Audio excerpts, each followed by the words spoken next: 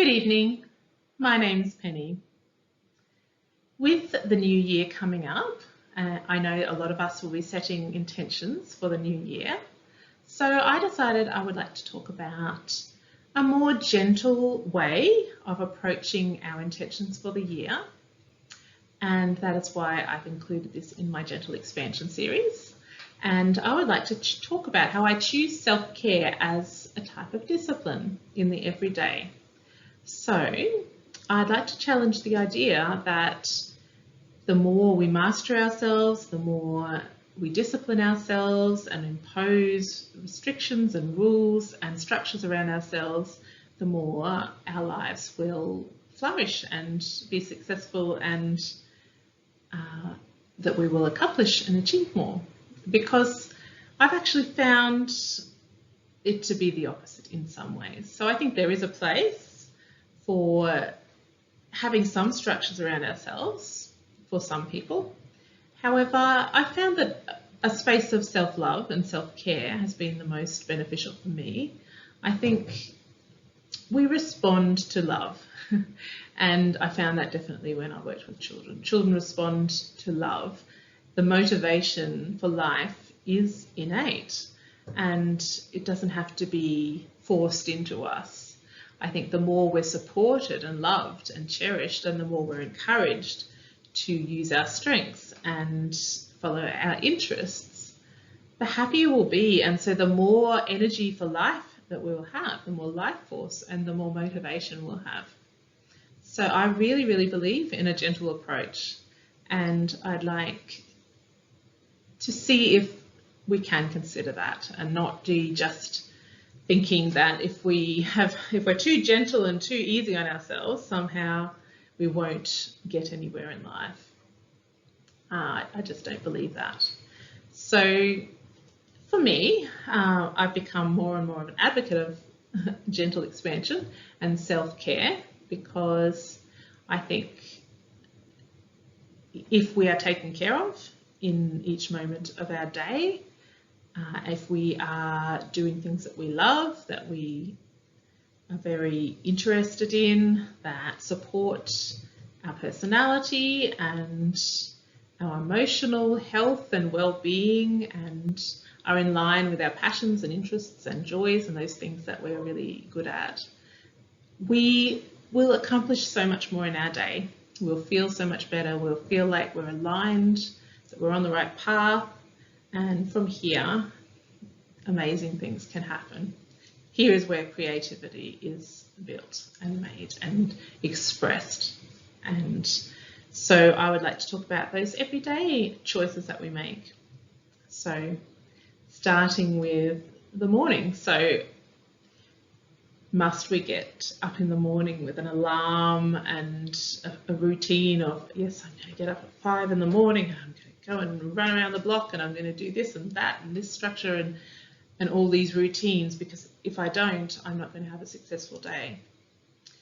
Well, I think the best way to start the day for me absolutely is without an alarm. So acknowledging that the body has needs and every day is different, and this depends on what happened the day before as well, how we're feeling on the day, our health, our well-being, how well we've slept.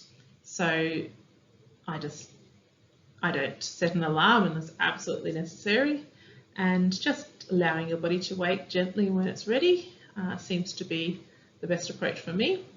And I'm not a person who sleeps in very well. I will have the sleep I need, and that's it. So I'll go to bed when I'm tired, I'll wake up when I'm ready to wake up, and I don't nap in the day, and that's all I need. I don't need to force myself into an unnatural routine. And I'm fortunate that I don't have a job anymore that I have to go out of the house at a certain time of the day. That was my past, and I'm very familiar with that type of lifestyle. It wasn't good for my health, and I'm very happy not to have that. So I'm very grateful, and I remember that when I wake up in the morning. I think, wow, I'm so fortunate that I made the choices I made, and that now I have this option to wake naturally. And going from there, what do we do? Do we force ourselves to then go for all the health and wellness routines. Well, I am very focused on wellness and health, but I think this needs to be intuitive. So rather than packing in all these things that you've read in a book or been told that are good for you, sometimes the body doesn't like so much of an onslaught on it, prefers something more subtle, more gentle, one thing at a time, little bit. So yes, drink your water, eat your nutritious food, have your supplements or whatever you need to do, but it doesn't need to be all thrown into a smoothie and drank first thing in the morning, every single kind of health potion. I've been there, and yeah, that's a lot for the body to deal with. The body might not even want to do that. Just tune in and say, what does my body want? Does my body want to eat early or a bit later or not at all? It's very individual, and it does change. Our body gets used to something. I find if I have breakfast early, then that's what I'm going to want the next day. But if I don't, then you can get into different routines and your body gets get used to it. So it's how you're feeling and what you're needing, and that changes for women.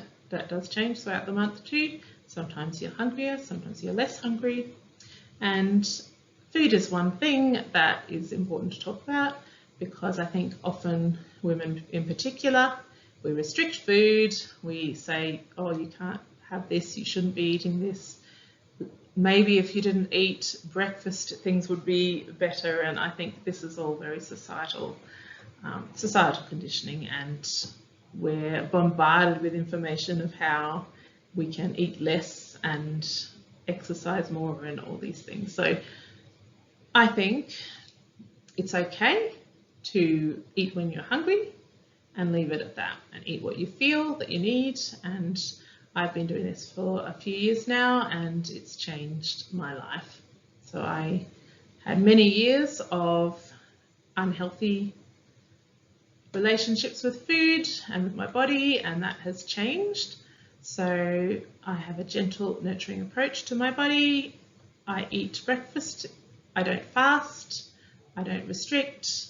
And because of this commitment that I made a couple of years ago, for the final time, I'm never going to do this again. There is no dieting, there is no restricting, there is no fasting. This is intuitive eating, which is just a natural way that we should be eating. We should be listening to our body and feeling what it wants and what it needs, with some education behind that, but making the best choice that we know is right for us in the moment for that day.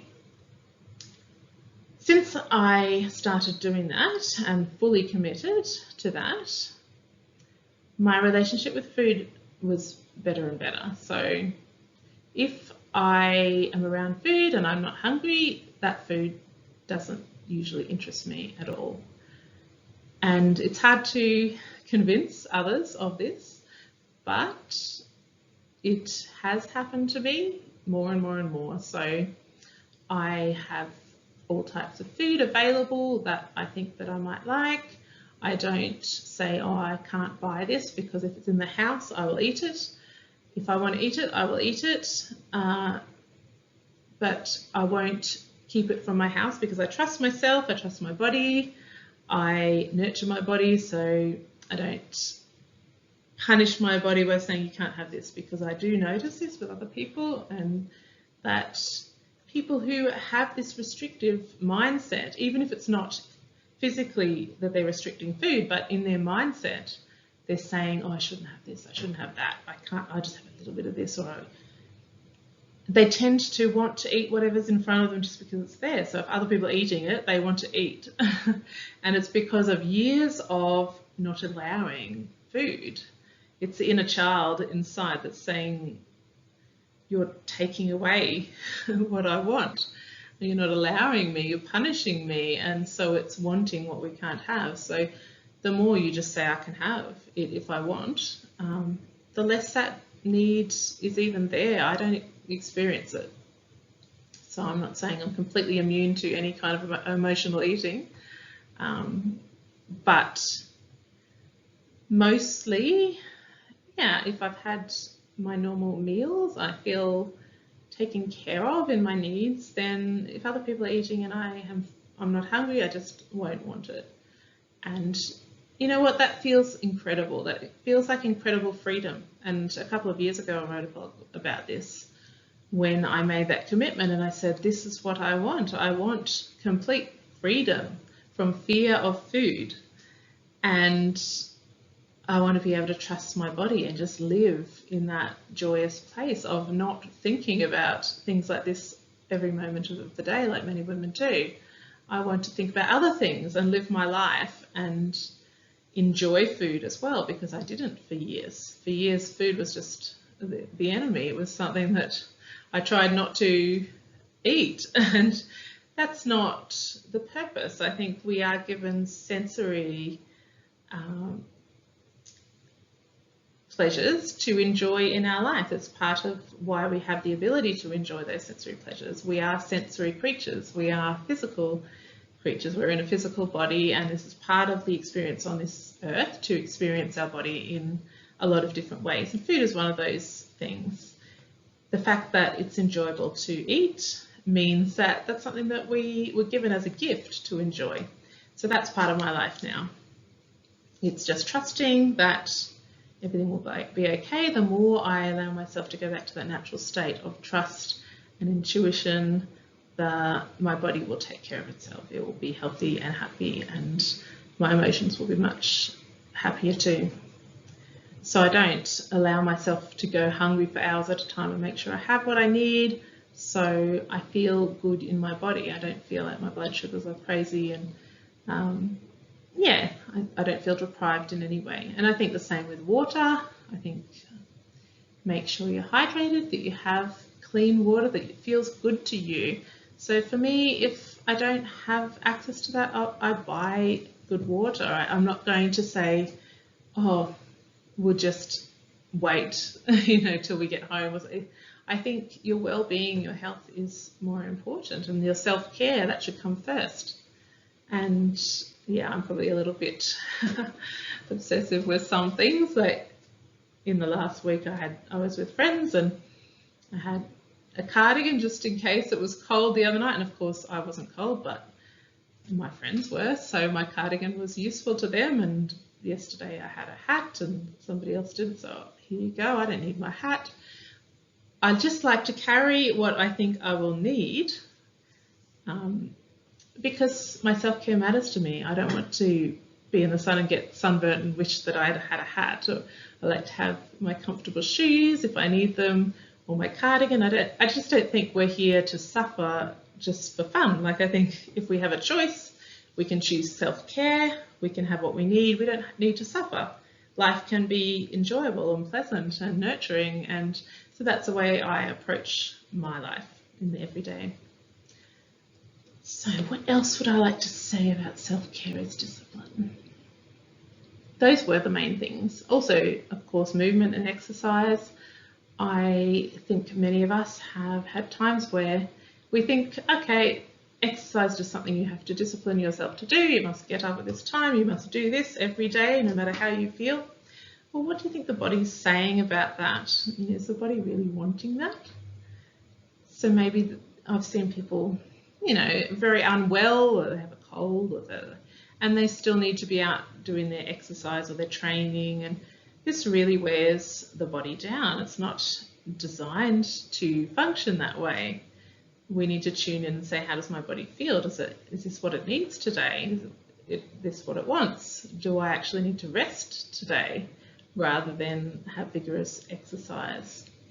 I think we need to move, but our body will tell us how much we need to move.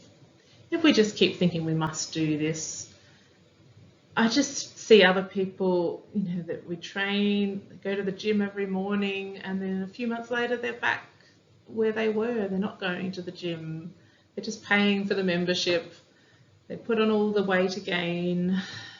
It's just a cycle that goes over and over and over. So all that discipline, all that pain and suffering, and really not for any result. They just feel deprived. They feel punished. So then they're going to want to comfort themselves and sort of go the opposite way to very indulgent. And I think self-care is not indulgence. Self-care is just tenderness and love for yourself. To me, I do think self-care is a discipline. So the way I choose to live my life with self-care is something that I have to actually intend and prepare for and plan, and yeah, like going shopping and buying food that is healthy that you enjoy. That's a discipline. You have to take the time for that, to cook nutritious meals, things that you really enjoy. That's a discipline. To go to bed when you're tired. It's easy for me. If I'm tired, I'm tired. But for some people, that really is a discipline. To think in the moment what you're going to want to do, to plan your time, to plan your schedule so that you don't overdo things, so that even socially, I think as an introvert, very important for me, just not at my best if I'm burnt out socially. And that's not really good for anyone else around me or myself. I don't feel like the best version of myself, and I don't have anything to give in that situation. So to discipline myself to arrange my time as much as I can so that I spend time with people when I feel my best, and I know that I need time in between to recharge. It really does make a huge difference in my life. So I think this push forward thing, this running, on a treadmill and being so focused on these goals, this very masculine way of disciplining ourselves, we probably just turn into a person who's not very nice to be around, because we're not feeling the love from ourselves. We're feeling like we're almost like a parent, but a punishing parent, a quite dominating parent who's forcing us because they don't trust us to make good decisions for ourselves. They feel like they need to discipline us. Well, that's what we're being to ourselves. We're saying, I don't trust you. I need to force you to do this because you're going to be lazy, and you're not going to do anything unless I do this. And so we react against that. We react because we don't want to be treated like that, because we're an expanded being who knows ourselves, and we know that we are capable of monitoring ourselves and tuning in and making those good decisions that support our holistic well-being. So I will sign off here, and I hope you'll consider some of these things that I've said. A more gently expanding year, and a year of self-care, self-love, nurturing, and of course flourishing and expressing as the human beings that we are. So good night.